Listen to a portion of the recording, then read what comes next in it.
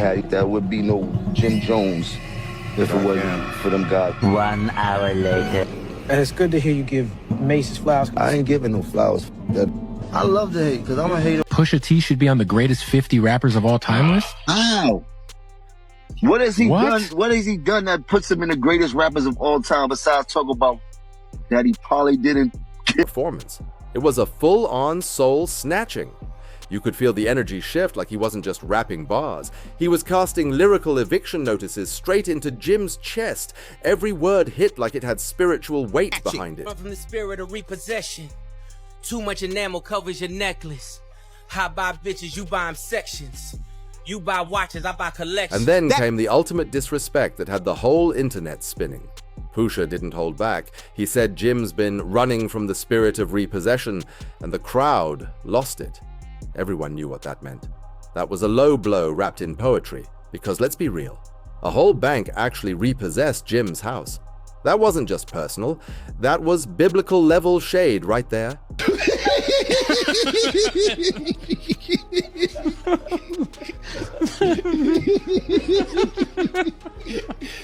Oh man. Okay.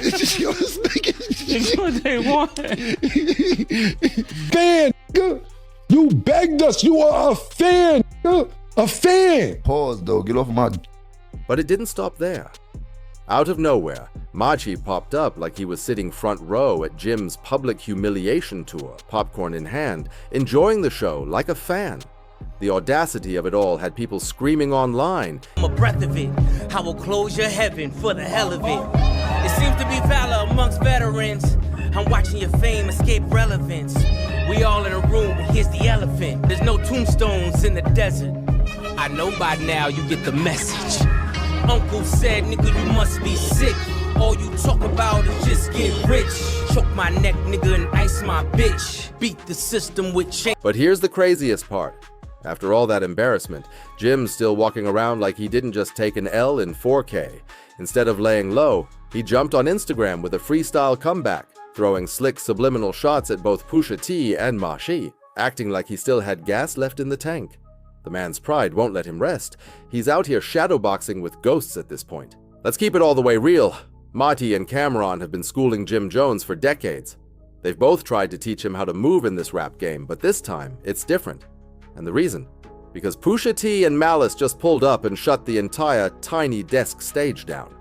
Their performance for the Let God Sort 'Em Out album rollout wasn't just music. It was precision warfare on beat. Every lyric was sharp enough to cut steel. Along the 5 Pusha T records right now, his records. Yes. Name I love Pusha. Nostalgia.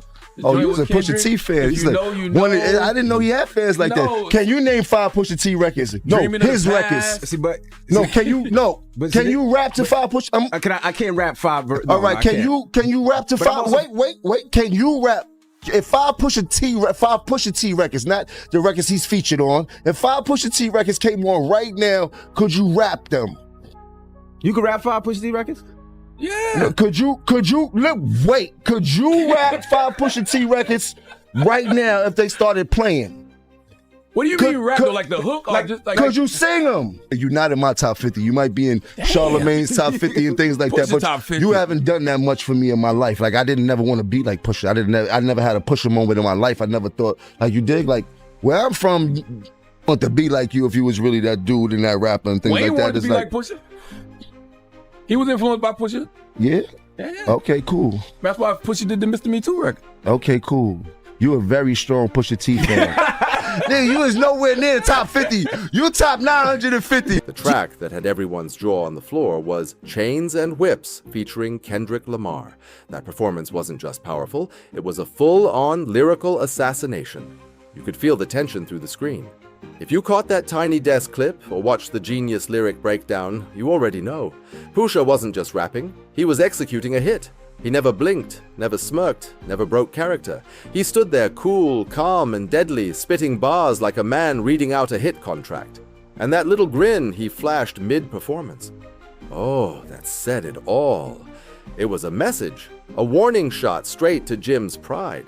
It was like Pusha was saying, this ain't rap, this is personal. And honestly, everyone watching felt it in their chest. Then, Just to twist the knife a little deeper, he slid in those surgical bars, clean, ruthless, perfectly timed.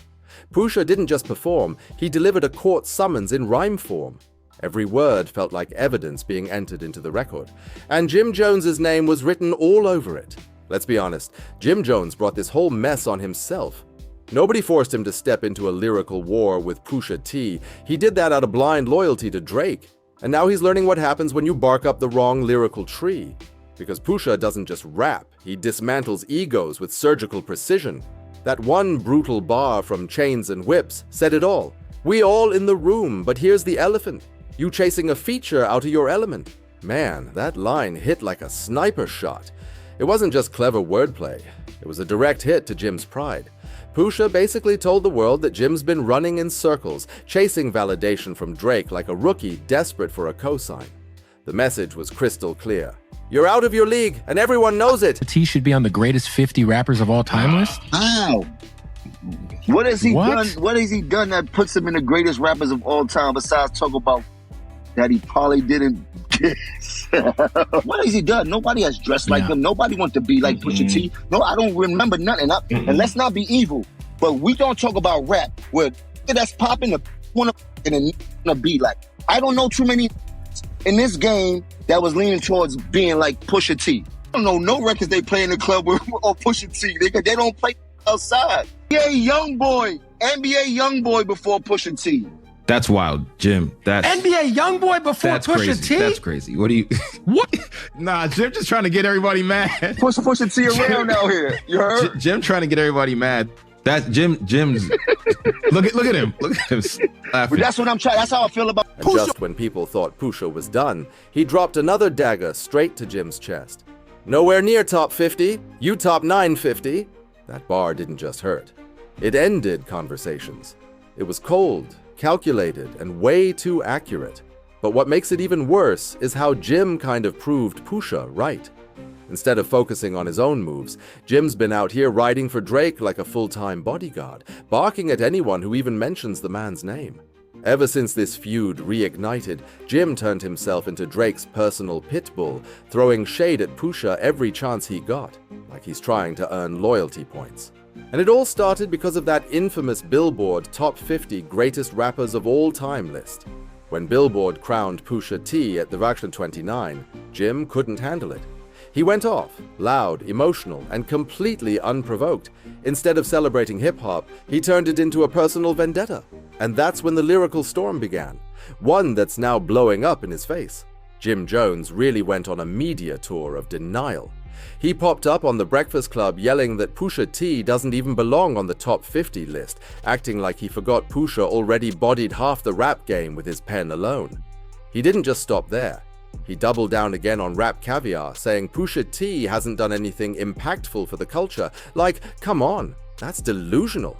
The man helped shape modern lyrical warfare, and Jim's out here pretending it's not even history. It's trash, we gonna let them get a do-over. They got you gas, you must think that you the new Hover. You a 4.0, I jumped in a new Rover. Your brother still jumping in bed and you tell him move over. These two roast don't know what to do on no raid. Kanye gave you whips, but that's what... But Pusha T wasn't about to sit down and debate on podcasts or radio shows. That's not his lane. Instead, he did what he does best. He handled business in a song. He let the bars talk, and they did all the heavy lifting. And sure enough, Jim couldn't keep quiet. Instead of letting it slide, he jumped back in the booth with a freestyle response. Now here's where it gets messy, and honestly, a little embarrassing. That new freestyle Jim dropped. Yeah, it wasn't new at all. It was recorded 2 years ago, back when the Chains and Whips beat first leaked, right after Clips walked the Louis Vuitton runway to it. Somehow, Jim got his hands on the instrumental and rushed to record a freestyle the very next day, like he'd been waiting for a fight that hadn't even started yet. Fast forward to now, after that viral Tiny Desk performance, Jim went digging through his archives, pulled that same old freestyle out of the vault, and posted it to Instagram with the caption, "I thought we addressed this already. He gonna need a bigger desk. That one was too tiny." Petty. Absolutely. Effective? Not really, because at this point it's looking like Jim's trying to fight a lyrical heavyweight with recycled jabs and outdated punches. Meanwhile, Pusha's standing calm, unbothered, and precise, like a sniper who doesn't need to reload. Things got surgical real quick. Pusha's delivery wasn't emotional, it was strategic, like a contract hit on wax. And Jim, he's still trying to act like he didn't get touched by the smoke. Then came one of Pusha's coldest lines, a subtle but deadly reminder of how he plays chess, not checkers. I'm not a storyteller, I'm a life liver, and your brother is still a friend to me, LOL. That wasn't just shade. That was an uppercut disguised as a sentence, the kind of bar that makes the crowd go quiet before the reaction even hits. Pusha didn't just clown him. He outclassed him, outwrote him, and outlasted him, and Jim's still swinging in the dark, pretending it's not over. Here's where it got flat-out embarrassing. Jim Jones's so-called response, trash. Straight up. Even Pusha's fans didn't have to say much because the internet already handled the funeral. One fan said it perfectly. We're gonna let him get a do-over. That's how weak the freestyle landed. How you doing, man?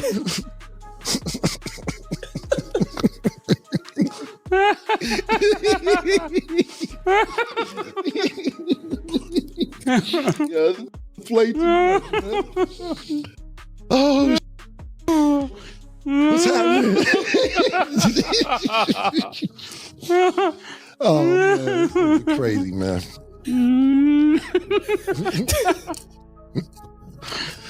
All right.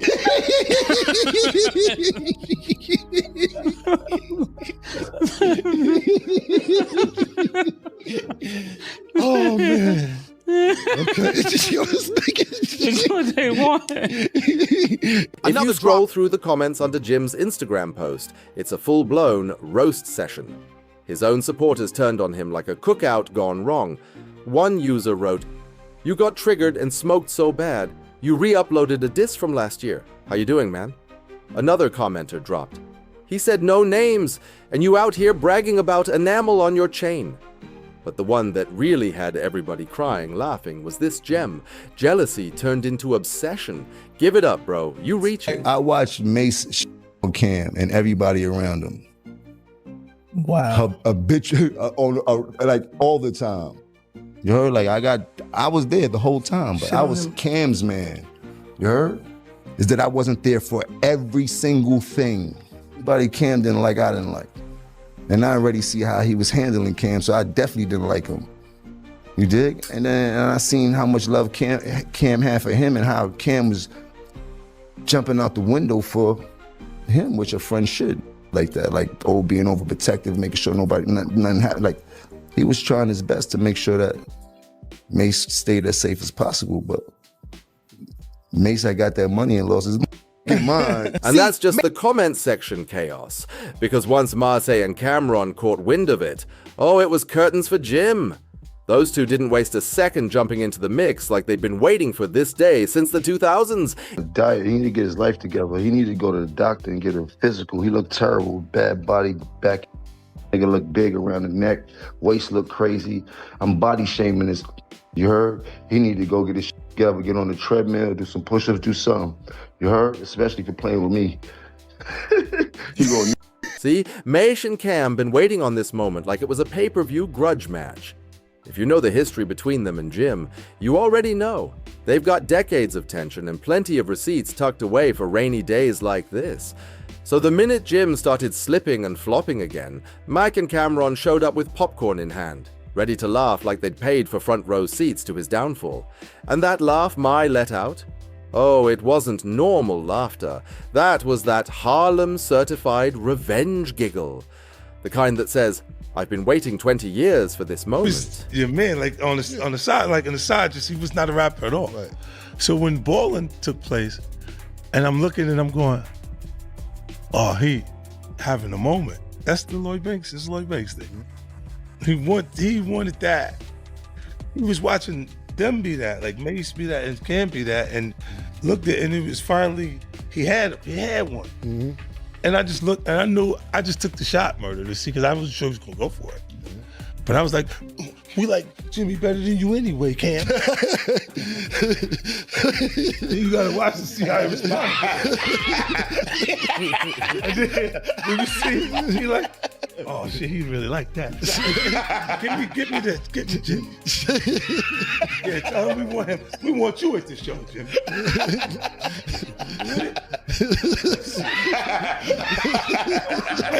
Yo, but that was one of those things I just threw it out.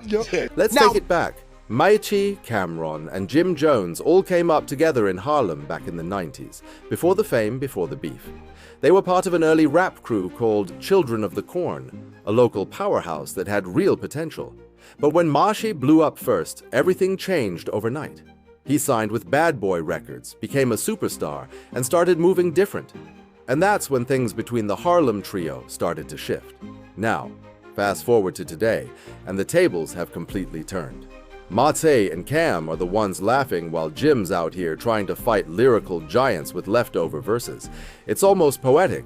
The same crew that started together in Harlem is now watching one of their own crumble in public. And instead of sympathy, they're offering sarcasm, popcorn, and payback. According to Jim Jones, once the money started rolling in, that's when Mase switched up. Jim claimed that as soon as the fame hit, that helped him climb up in the first place. Jim even brought this up earlier this year on Respectfully Justin, saying the respect between them died the day he saw Mase bad-mouthing Cam after he made it big. Meanwhile, while Myrek was out rubbing shoulders with Diddy and ducking off into ministry life, Cameron stayed grinding. He built his name from the streets up, and when his time finally came, he pulled Jim up with him. Together, the two of them built the iconic Dipset empire, holding down Harlem with flashy rhymes, pink fits, and anthem-level hits that defined an era.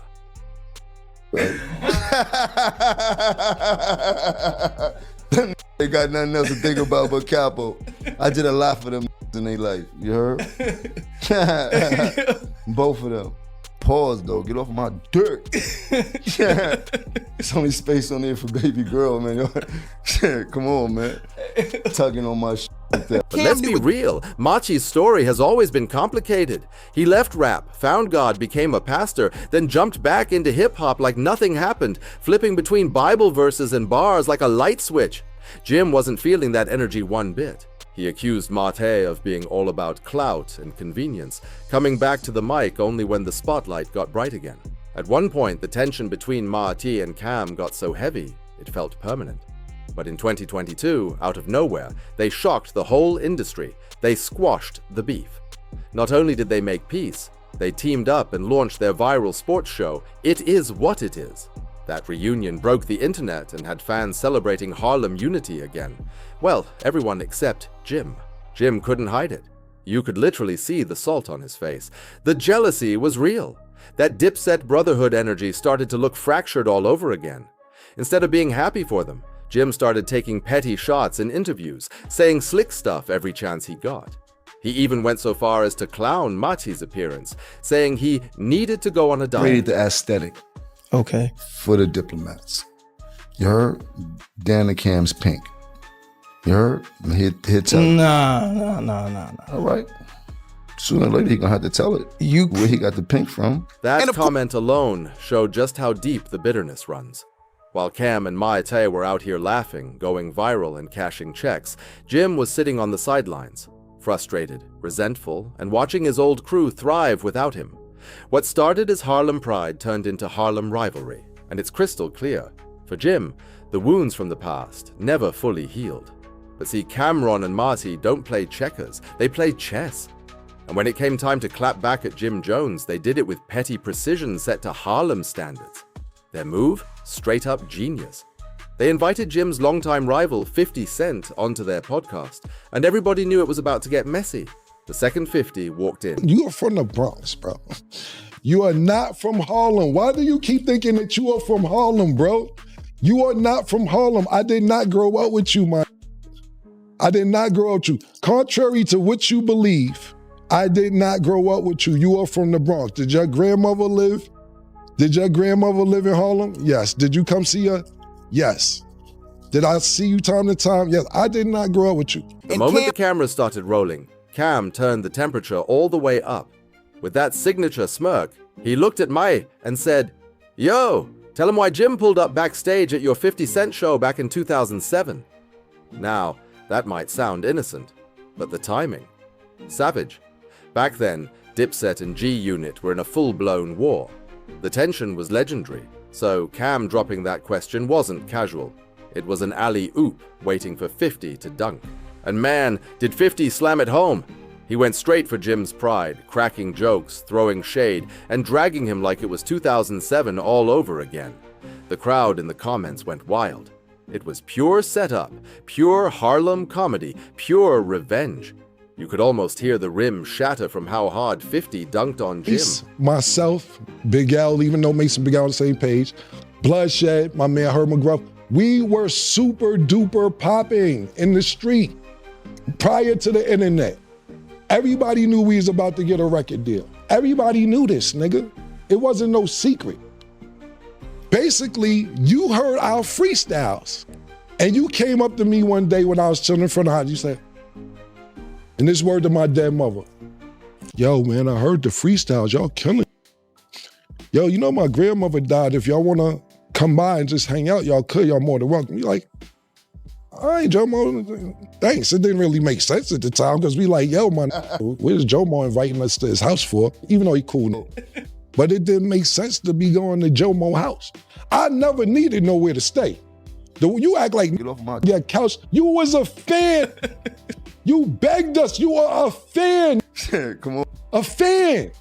We didn't grow up with you. I am from 140th. Of course, Jimmy took the bait instantly. He jumped right back into his feelings and ran straight to respectfully Justin, ready to go off. He spent the whole segment ranting about how Cam and 50 had no business even bringing up his name.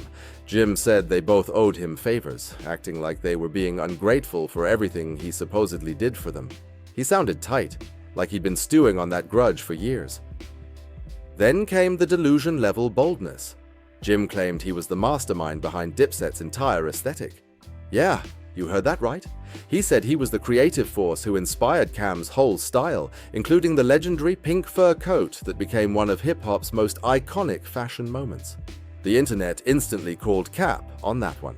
Everyone knows that pink mink was all Cam'ron energy, not borrowed style. Cam wasn't letting that slide for a second. He went right back to the podcast and ripped Jim's story apart, piece by piece. Cam said flat out that Jim wasn't in the trenches when Dipset was being built. He wasn't one of the founding members. He was a late addition. Someone who came along after the movement was already buzzing. According to Cam, Jim was more of a supporter on the sidelines, who eventually got brought in, not the original brain behind the vision. You was so cool. And we was like, yo, Jomo's a nice guy. Mase like, yo, I think I'll teach him how to rap. Mase actually taught you how to rap. Literally. Literally. He taught you how to rap. You say it. Matter of fact, bring up the clip. Mase helped me learn how to rap. Mase taught me how to rap.